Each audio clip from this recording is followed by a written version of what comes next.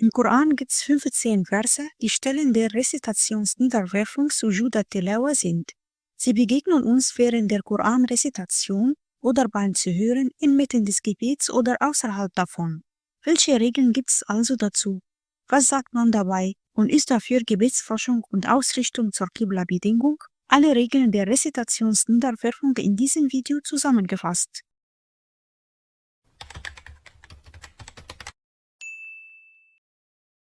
Die Gelehrten sind sich einig über die Rechtmäßigkeit der Rezitationsniederwerfung innerhalb und außerhalb des Gebets. Der Gesandte Allahs, Allahs Segen und Frieden auf ihm, sagte im Hadith: Wenn der Sohn Adams den Vers der Niederwerfung liest und sich niederwirft, zieht sich der Satan weinend zurück und sagt: O wehe mir! Der Sohn Adams wurde zur Niederwerfung aufgefordert und er warf sich nieder, so gehört ihm das Paradies. Und ich wurde zur Niederwerfung aufgefordert und lehnte ab, so gehört mir das Höllenfeuer. Urteil der Rezitationsniederwerfung.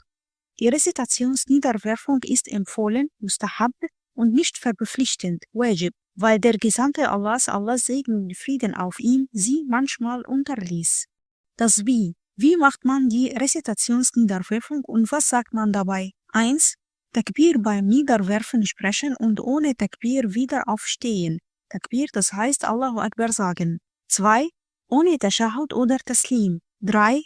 Takbir beim Aufstehen sprechen, wenn der Rezitationsniederwerfung inmitten des Gebets vorkommt.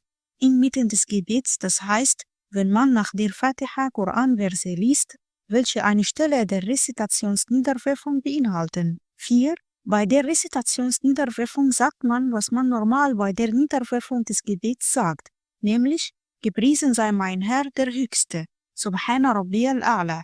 Empfehlenswert ist es nur, wenn man das Sunnah-Gebet ausspricht. Das lautet: O Allah, schreibe mir dadurch bei dir eine Belohnung nieder, nimm mir dadurch eine Last ab, mache sie bei dir zu einem Schatz für mich und nimm sie von mir an, so wie du sie von deinem Diener Daud angenommen hast. Erlaubte Dinge bei der Rezitationsniederwerfung. 1. Sich ohne Gebetsforschung oder Ausrichtung der Qibla niederwerfen. Mit der Gebetsforschung und Ausrichtung der Qibla ist es jedoch besser. 2. Rezitationsniederwerfung auch in den verbotenen Zeiten durchführen, weil die Rezitationsniederwerfung nicht als ein Gebet gilt.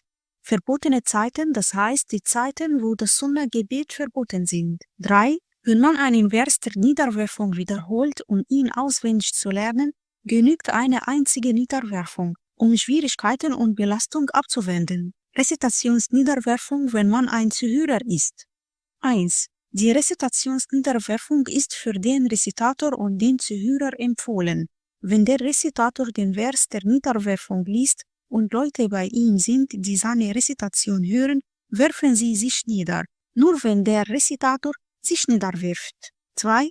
Hierbei ist der Zuhörer in der Zeit der Niederwerfung nicht an den Rezitator gebunden, so dass er vor ihm von der Niederwerfung aufstehen kann. Die Niederwerfung ist dementsprechend für denjenigen, der einen Vers der Rezitationsniederwerfung von einem Radio oder Ähnlichem hört, nicht vorgeschrieben. Rezitationsniederwerfung während des Gebets. Was das Gemeinschaftsgebet betrifft, so ist es dem Betenden nicht erlaubt, sich vor dem Imam von der Rezitationsniederwerfung zu erheben. Der Betende hinter dem Imam muss sich mit dem Imam oder unmittelbar nach ihm von der Rezitationsniederwerfung erheben. Vom Imam ist es allerdings gehasst, einen Vers der Niederwerfung in einem stillen Gebet, das heißt das Mittagsgebet, Zuhr-Gebet und Nachmittagsgebet, Asr-Gebet, zu rezitieren. Denn wenn er sich niederwirft, verwirrt die Betenden hinter ihm, die vielleicht denken, er hätte das Verbeugen vergessen und sich niedergeworfen. Rezitationsniederwerfung während der Freitagspredigt. Wenn der Imam während der Freitagspredigt einen Vers der Rezitationsniederwerfung liest, kann er, wenn er möchte, vom Rednerpult Mimbar heruntersteigen und sich niederwerfen. Und wenn er die Niederwerfung unterlässt, so gibt's keine Sünde, denn es ist eine Sunna und keine Bepflicht. Das sind alle Bestimmungen bezüglich der Rezitationsniederwerfung zusammengefasst und klar. Vielen Dank für Anschauen. Assalamu alaikum wa rahmatullahi wa barakatuh.